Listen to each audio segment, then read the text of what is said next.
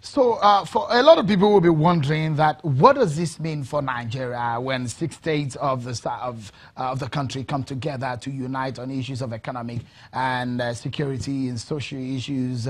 What does this mean for the larger economic outlook of the nation? We usually turn to Bismarck, Rewane, who is the MD of Financial Derivatives, an economist and a friend of the house, who gives a perspective onto this one. So, before we go to our major issue today, let's reach out to Mr. Rewane to give us a perspective of what this means for Nigeria, especially if you remember those who have been talking about issues of regional integration that will help engineer development in the economy of the nation, especially when we talk about restructuring. Mr. Bismarck, thank you so much for your time on the program. What does this model mean? If you look at what the communique entails today after that meeting, what do you make of the agreements of these governors of the Southwest?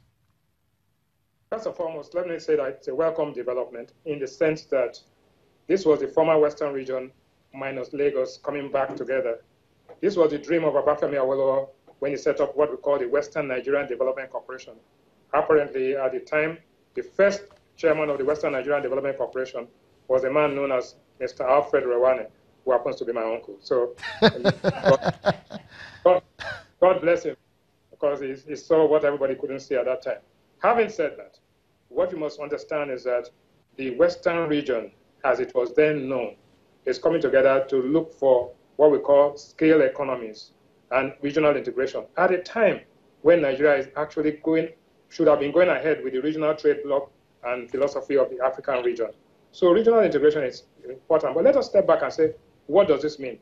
Lagos State is the state with the highest IGR in the country. In other words, Lagos State's contribution to total IGR in this country is 35%. Lagos State has 20% of GDP. Lagos State as a country would have been the 7th largest country in Africa. Having said that, contiguous to Lagos State is Ogun State, and after that is Oyo and all the other states. Where are the sources of competitive advantage for these states? 1, agriculture. 2, education. 3, international investment and flows, which is the airport.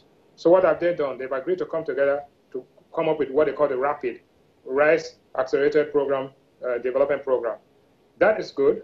Then when you talk about agriculture, they talk about rice, cocoa, fish, palm oil, pulp, cassava, yam, all of these things. If you put it together, you'll find that they would be looking for sources of comparative advantage, not only in Nigeria, but in Benin Republic, across to Togo and across to Ghana. Having said that, it's now decided to go on the Dawn Commission. One of the highest source of competitive advantage and comparative advantage for the former Western region is education.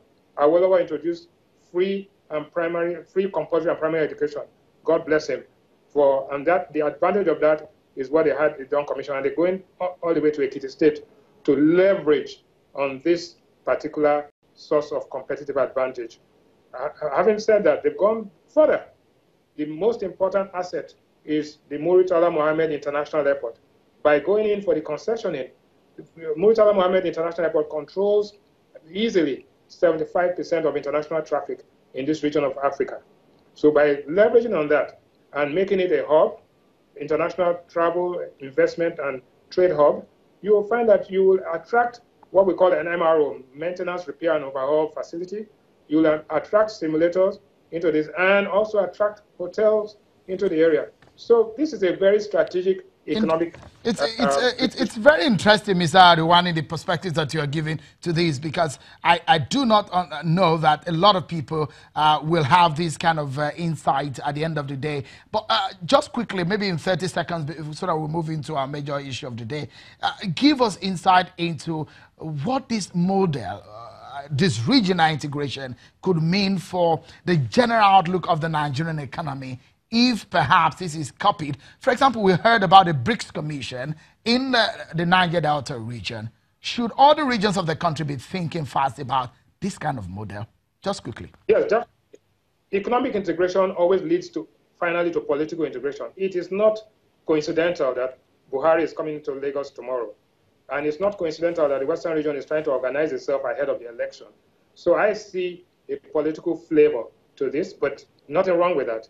People must enhance what they have economically to negotiate and extract from the totality of Nigeria what they get. So I suspect, and I believe that both in the South-South, in the Northeast, Northwest, and North Central, all of these regions, which are today called blocks or what they call areas, will come together and extract economic value from the country and also give back value to the country, and everybody's going to be better off. Nigeria will be a better place if all of this has happened. Mr. Bismarck, always a pleasure talking to you. You make some of these very naughty economic issues so simple to understand and digest. Thank you so much. Let me allow you to enjoy the rest of your evening. Bismarck Rewane, Managing Director of Financial Derivative, a friend of the house and economist. Thank you so much.